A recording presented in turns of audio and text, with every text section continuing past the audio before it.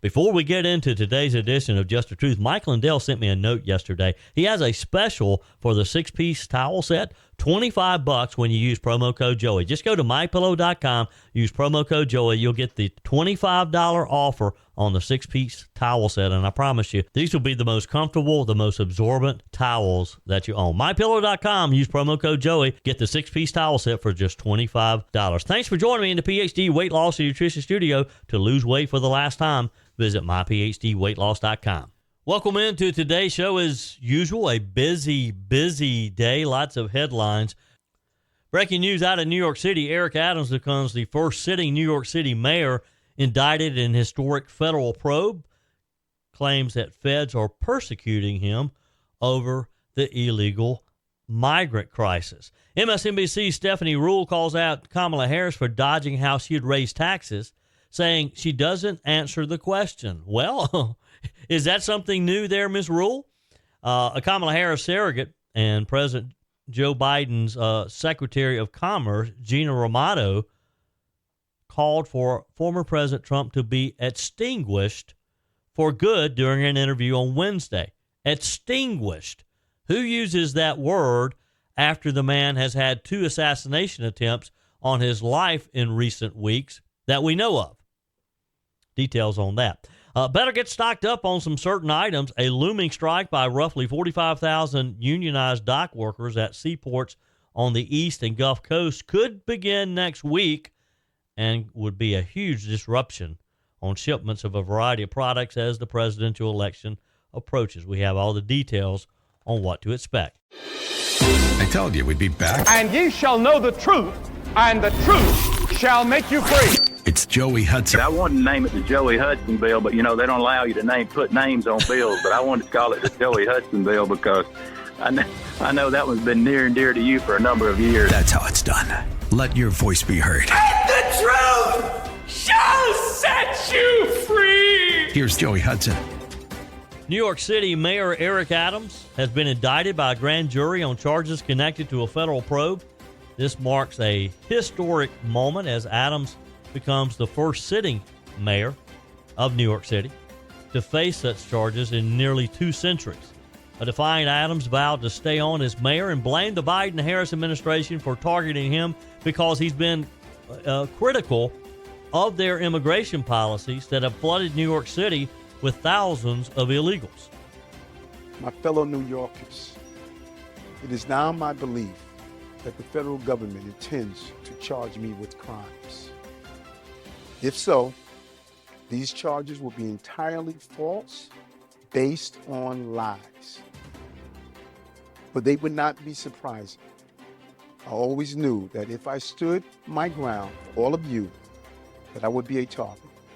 And a target I became. For months, leaks and rumors have been aimed at me in an attempt to undermine my credibility and paint me as guilty. Just this past week, they searched the home of our new police commissioner, looking for documents from 20 years ago, just 1 week after he joined my administration. Enough. I will fight these injustices with every ounce of my strength and my spirit. If I'm charged, I know I am innocent. I will request an immediate trials so the New Yorkers can hear the truth. New Yorkers know my story. They know where I come from. I have been fighting injustice my entire life. That fight has continued as your mayor. Despite our pleas, when the federal government did nothing as its broken immigration policies overloaded our shelter system with no relief, I put the people of New York before party and politics. Now, if I am charged, many may say I should resign because I cannot manage the city while fighting the case. I can also understand how everyday New Yorkers will be concerned that I cannot do my job while I face accusation.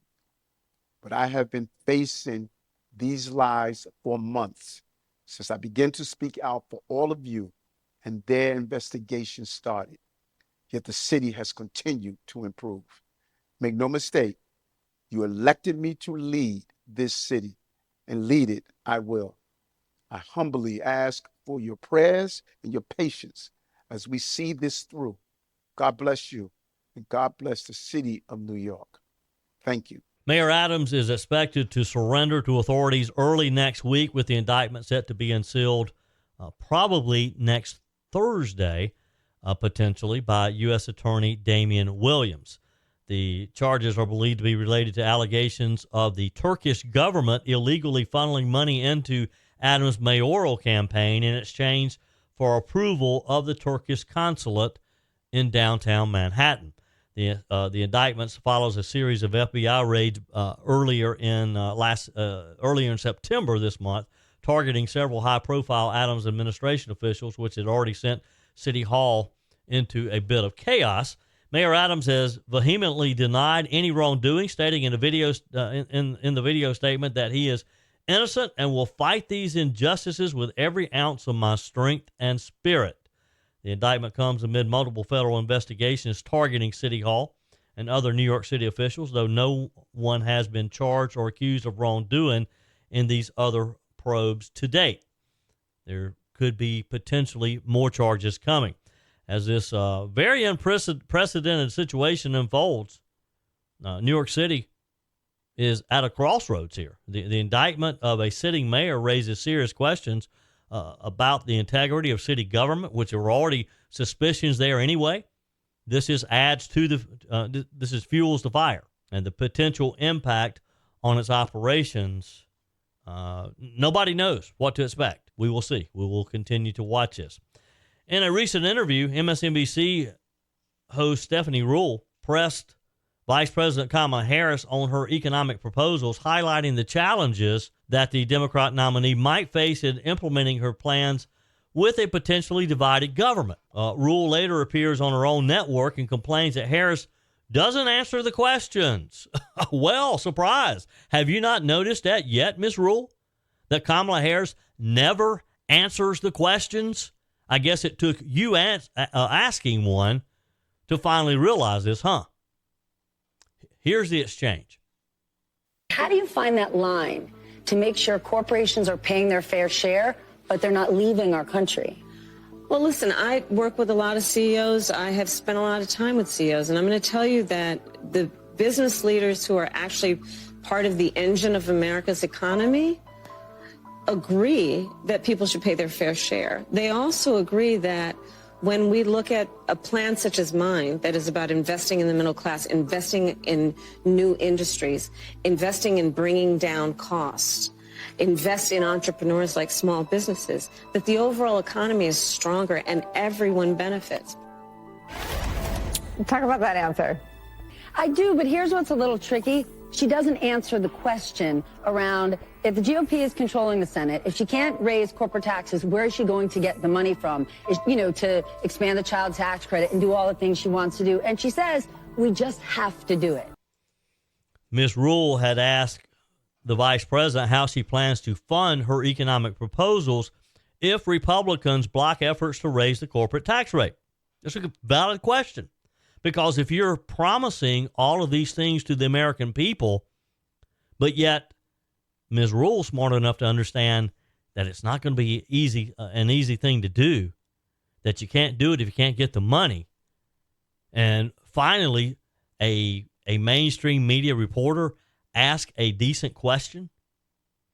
Harris responded by emphasizing the need to raise corporate taxes and ensure that the biggest corporations and billionaires pay their fair share is a common talking point among Joe Biden and Kamala Harris. But again, Ms. Ruhle asked the right question. Well, what if? What if that doesn't happen? What if the Republicans take control of the U.S. Senate, which is expected? There's a very good chance we will. And what if they maintain control of the U.S. House, which again is expected? What are you going to do then? Ruhle highlighted concerns about the national deficit, noting that continuously borrowing without addressing the deficit could be problematic. Yes, it could. But Kamala Harris, that's all she knows. She's been a part of the Biden-Harris administration for so long. All she knows to do is spend money. She never thinks about the consequences of continuing to do so. Despite her critique, though, despite her complaining, she defended Harris, suggesting that President Trump would likely increase the deficit, quote, significantly bigger than Vice President Harris will. Wow. This just underscores the ongoing debate about economic policy and fiscal responsibility in the 2024 election. Again, these are important issues, and the American people need to know how each candidate stands.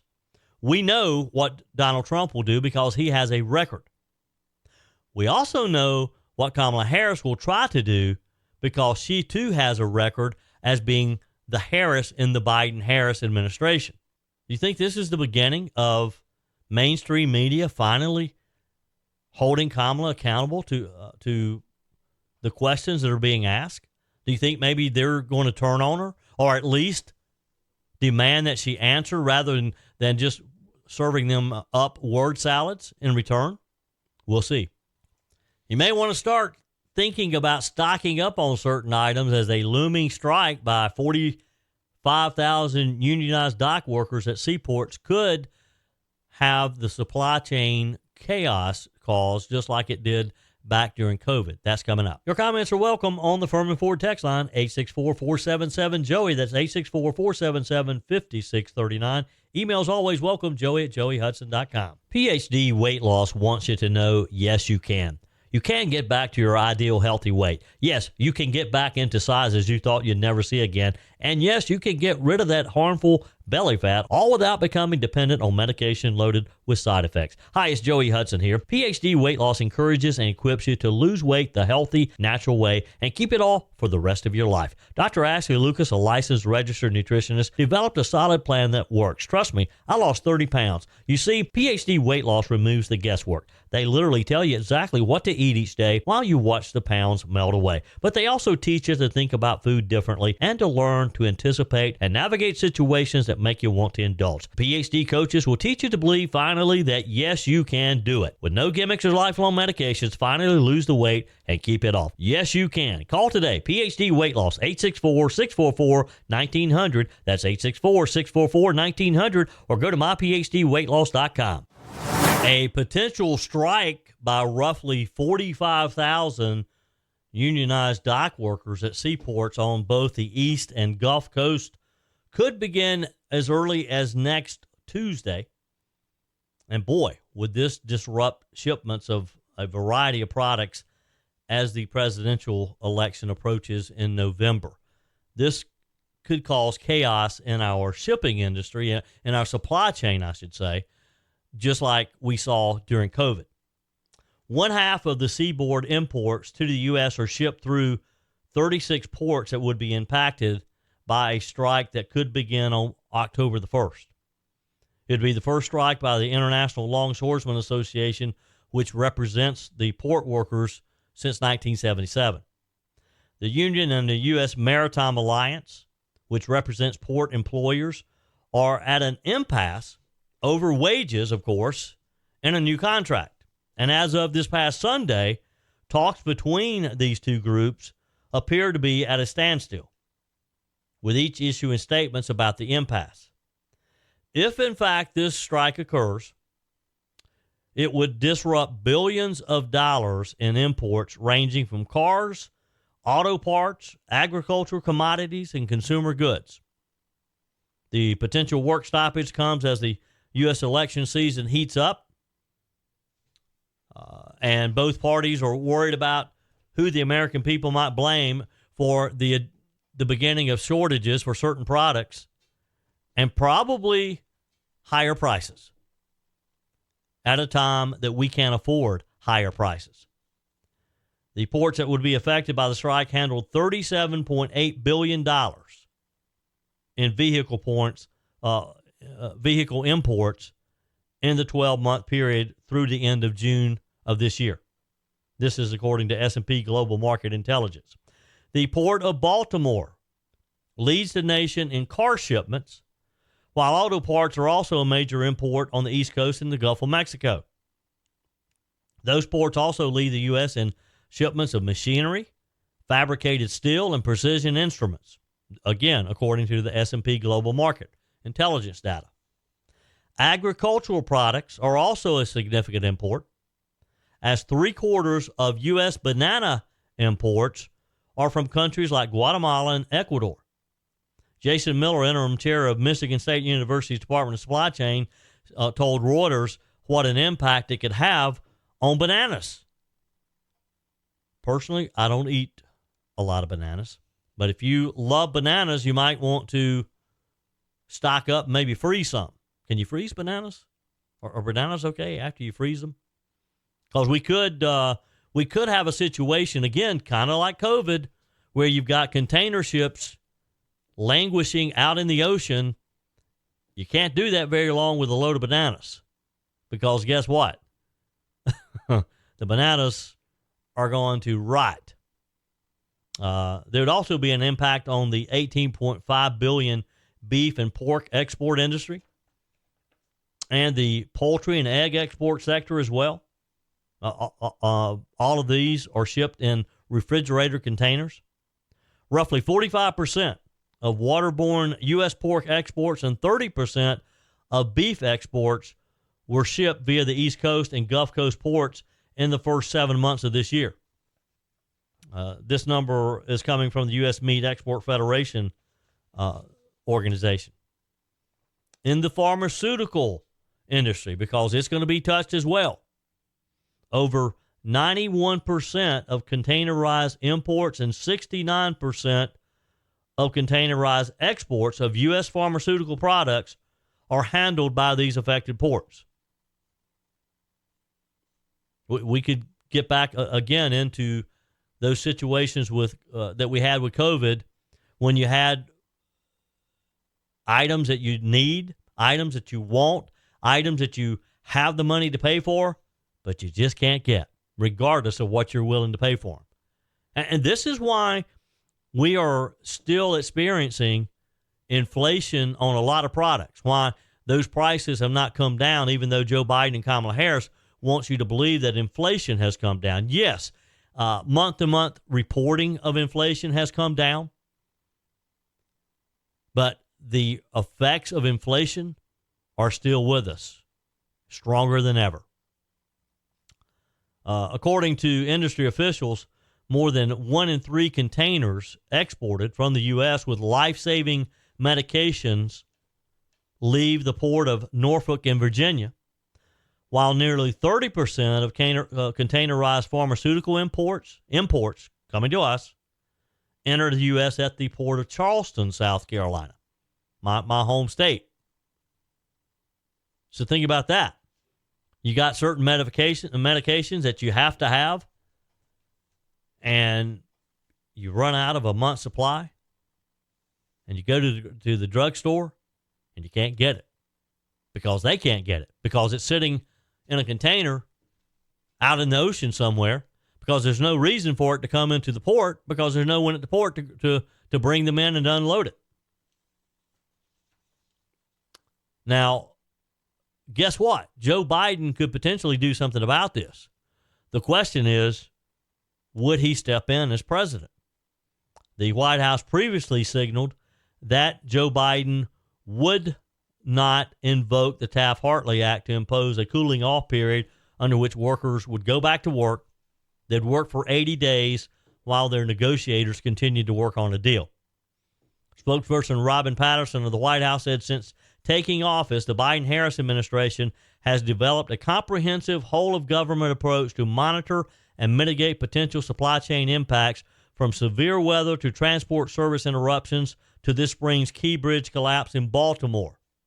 As part of this approach, we're monitoring and assessing potential ways to address impacts to U.S. supply chains related to operations at our ports if necessary. That said, we continue to encourage the parties to continue negotiating towards an agreement that benefits all sides and prevents any disruption. So what's happening here? The unions are asking for a sizable raise over a 6-year period and are also seeking protections against automation that could replace their jobs. On the other side, operators and carriers represented in the talks by the United States Maritime Alliance point out that their offer includes a reasonable wage increase over that period of time. On September 23rd, USMX released its own statement saying, "We remain prepared to bargain at any time, but both sides must come to the table if we're going to reach a deal, and there's no indication that the ILA is interested in negotiating at this time. Folks, you better stock up on some things. And don't run to the dollar store right now and buy everything off the shelf, but you may want to just kind of take an inventory of things like dog food and make sure you got a good supply of your medication on hand. Your comments are welcome on the Firmin Ford text line, 864-477-JOEY. That's 864-477-5639. Emails always welcome, joey@joeyhudson.com. Speaking of the Firmin Ford text line, it's never been more important to support locally run businesses owned by people who actually live here in the upstate. Let me take a minute to talk with you about our friends at Firmin Ford. If you're looking for a new vehicle, maybe a great pre-owned vehicle, one you can trust, or maybe you're looking to order that special vehicle. Either way, if you want a new one, a brand new one, or a pre-owned that you can trust, the folks at Firmin Ford, they're there to help you. Their name is on the sign because their name is on the line, because every single transaction is important to them. Jim Firmin, Matthew Firmin. They do business the right way. When you stop by, when you give them a call, or maybe when you just send them a quick email, you're always going to have access to a member of the Firmin Ford family. And by the way, they also offer great service, and you're not going to have to wait weeks and weeks to get it done. And you do not have had to purchase your vehicle at Firmin Ford. Doesn't even have to be a Ford. They service all makes and models. Visit my friends at Firmin Ford online at firminford.com, firminford.com. Vice President Kamala Harris is facing ridicule on social media after she called for Americans to move on from the failed policies that we have proven don't work in an address on the economy yesterday. Now, wonder what failed policies that don't work she's talking about. It left people kind of scratching their head looking around the room after she made the comment. This was during a policy speech at the Economic Club of Pittsburgh, where Kamala Harris emphasized her middle-class upbringing. Have you heard that before? It's like every speech she gives these days, she talks about her middle-class upbringing. She keeps talking about that over and over and over till people are just tired of hearing about it. It's almost like you can ask her any question, and somehow she's going to work into her answer that she was from the middle class. She is pledging to build a strong middle class with proposals that she's rolled out in recent weeks, like increasing the tax break for new small businesses and giving a $25,000 credit to first-time home buyers. Harris said, when the middle class is strong, America is strong, and we can build a stronger middle class. The vice president went on to claim that Donald Trump drove manufacturers out of the country. Now, look, my opponent, Donald Trump, well, he makes big promises on manufacturing. Just yesterday, he went out and promised to bring back manufacturing jobs. And if that sounds familiar, it should. In 2016, he went out and made that very same promise about the Carrier plant in Indianapolis. You'll remember, Carrier then offshored hundreds of jobs to Mexico under his watch. And it wasn't just there. On Trump's watch, offshoring went up and manufacturing jobs went down across our country and across our economy. All told, almost 200,000 manufacturing jobs were lost during his presidency, starting before the pandemic hit, making Trump one of the biggest losers ever on manufacturing. Donald Trump, a loser? Look, lady, you need to look in the mirror if you want to see a loser. Harris's comments about moving past failed policies drew jokes from conservative political commentators on social media who found that her statement is ironic since she's the incumbent vice president. I mean, seriously, does she think we're that stupid? A former 2020 Trump campaign advisor and Fox News contributor Steve Cortez joked, acceptance is the first step. And you're right. You gotta accept the fact that you're wrong before you can move on and improve, right? Red State columnist Buzz Patterson said, "Who wants to tell her?" Babylon Bee CEO Seth Dillon wrote, "Kamala Harris says we need to move past the failed policies that don't work. She's telling us to vote for Trump. Listen to her." Good point. That's exactly what she's saying, isn't it? If she's talking about the failed policies and we need to move on, then let's move on. Let's move back to Donald Trump. Let's go back. You know how she keeps she chants, "We're not going back."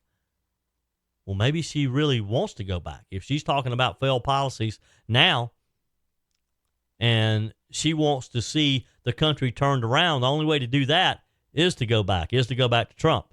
Conservative commentator Lives of TikTok posted, "New Trump ad just dropped." I hope that they do use that over and over in a Trump ad. They should. Representative Troy Nehls of Texas wrote in a response, "You're right. The American people are sick and tired of the Harris-Biden administration's failed policies. November can't come soon enough." Versus Media podcast host Stephen Miller wrote, "Quite the optics today as Harris is out saying we need to move past failed policies while the old man is on The View saying he delegated everything to her and his administration." Joe Biden was on The View yesterday. And it was kind of interesting because, the ladies on The View, back when there was talk of Joe Biden leaving the ticket, and particularly right after the debate, the ladies on The View kind of threw Joe Biden under the bus. They were talking about it was time for him to step aside. Well, he's done that now. He appeared with them. He was on their show yesterday, and it was kind of like they were sympathetic with him. And as he's talking about, well, I think I would have beaten Donald Trump anyway. I mean, he's telling people that.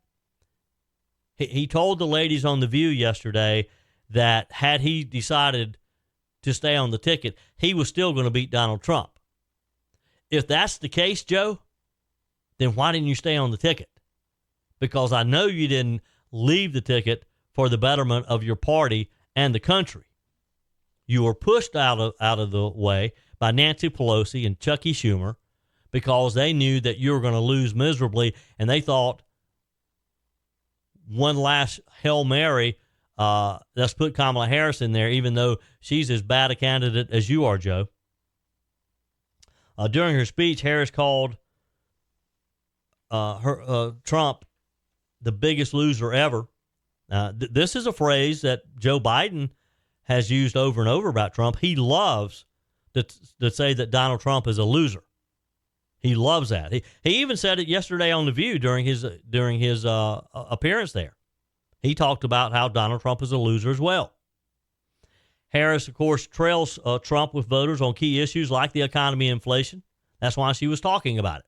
She's trying to convince people that she can handle the economy, that she can do what's going to need to be done in order to turn things around, in order to get inflation down and keep it down. It's not working because people and consistently in the polls, when asked who they think is better suited to work on our economy, it ain't Kamala Harris. They want to go back to the way things were during the Trump administration. She's really talked up the economy in recent weeks. She's trying to narrow the gap between herself and Trump on America's top concern, because it is. It has consistently showed up in the polls as being top of mind. Meanwhile, a Biden-Harris cabinet member suggested that Donald Trump should be, you ready for this? Extinguished. Now think about that for a minute. If you've had someone who has survived 2 assassination attempts, do you really want to use the word extinguish and their name in the same sentence? She used that word extinguish until the MSNBC host asked for clarification. Listen to the exchange. He says is the opposite. It's just another lie. Like, how did we get here? Let's extinguish him for good. We have an answer. We have a remarkably talented candidate who is sincere, who's pragmatic, who's open. Let's just get it done. And extinguish, you mean vote him out?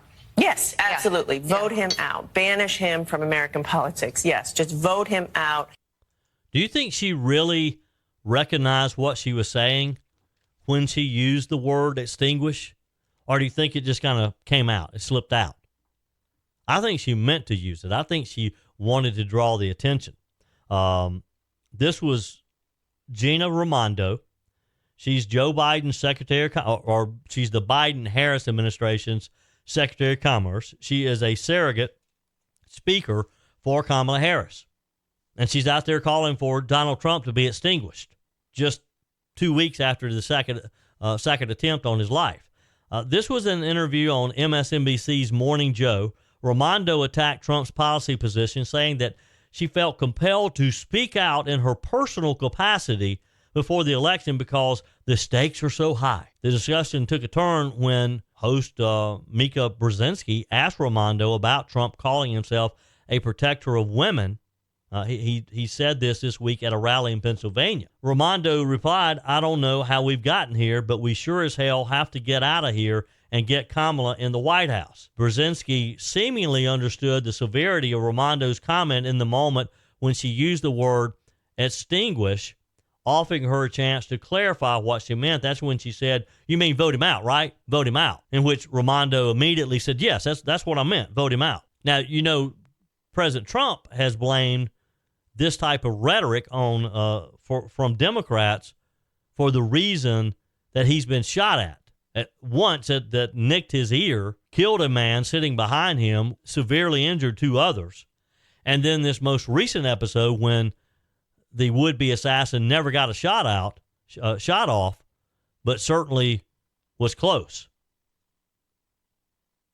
And they love to condemn Republicans and Donald Trump specifically when they think that he's being a little too rough, that his rhetoric is a little too tough.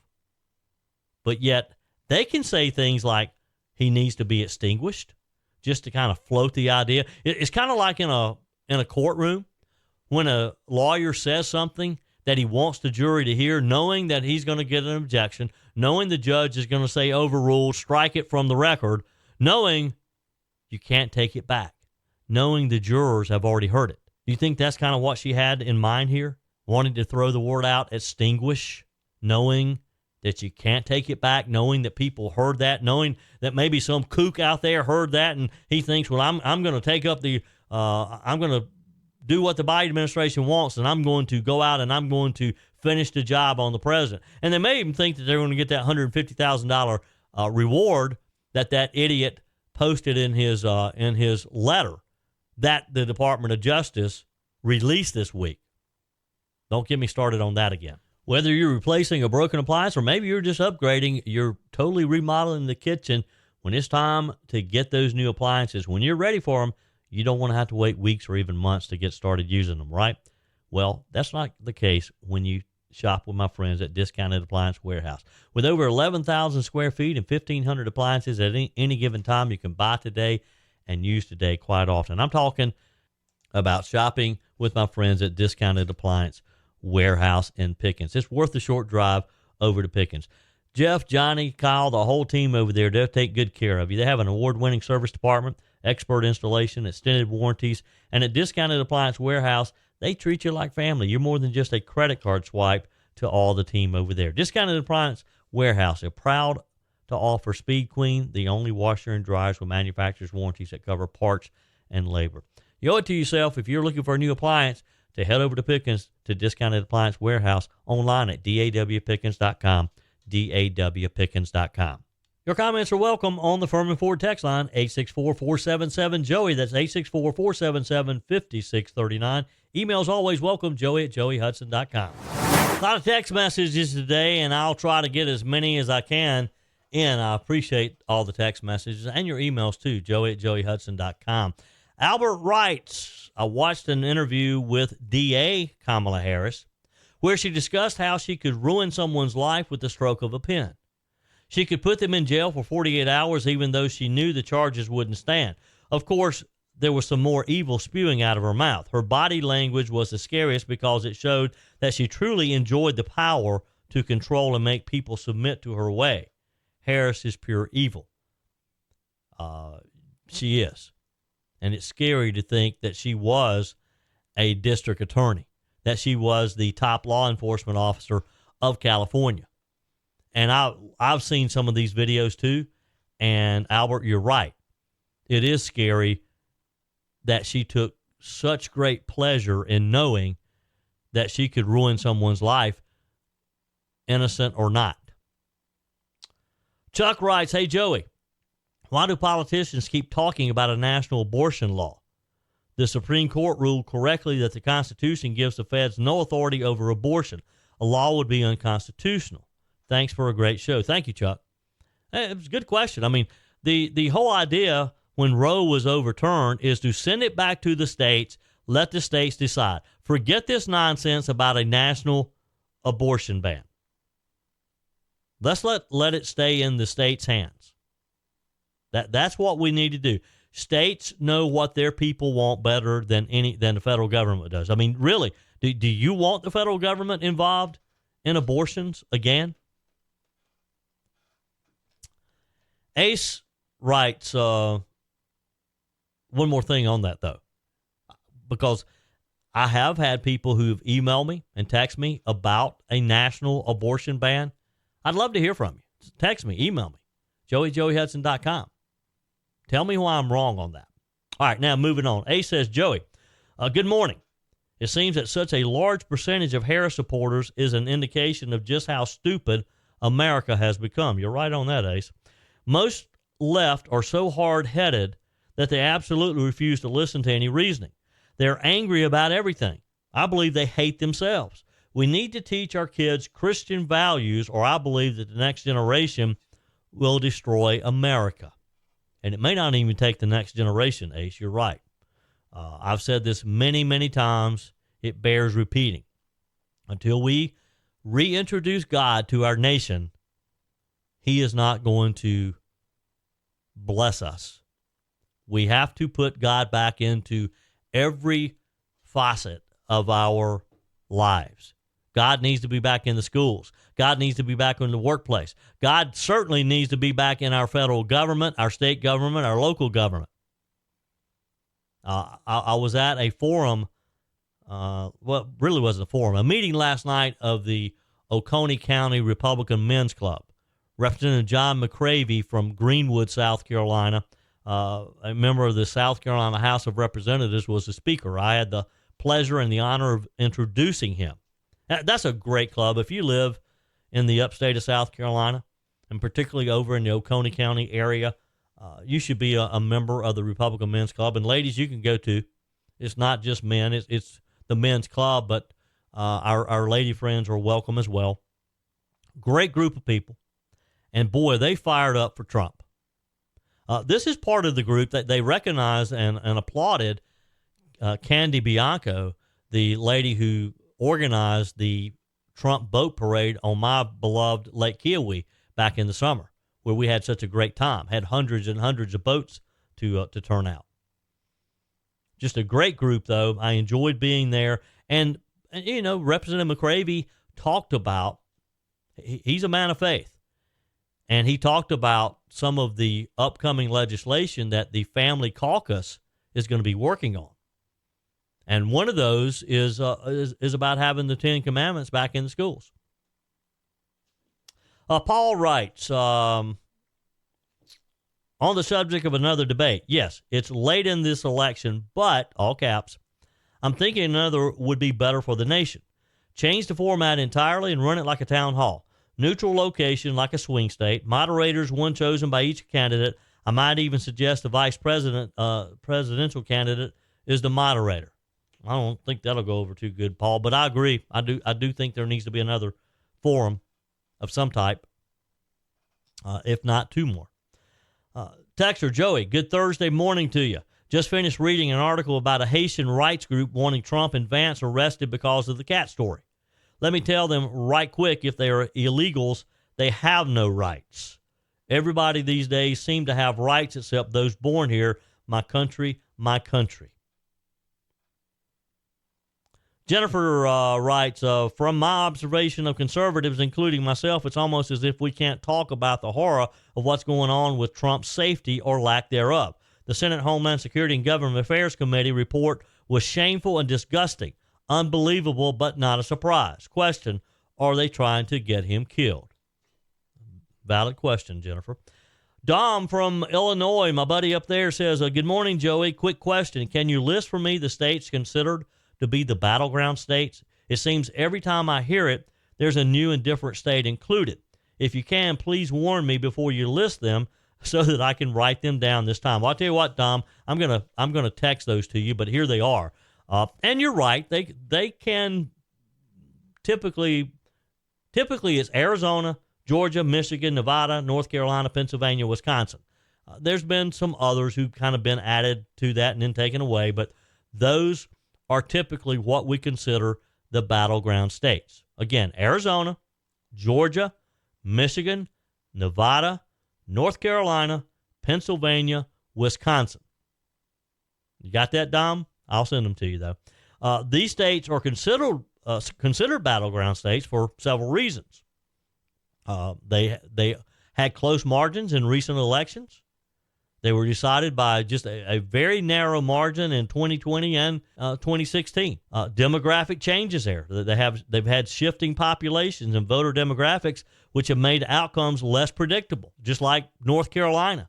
North Carolina was red, solid red for years. Now it's more purple because you've got those bigger areas like Charlotte and the Raleigh area that have changed the demographics of North Carolina. Georgia, very similar.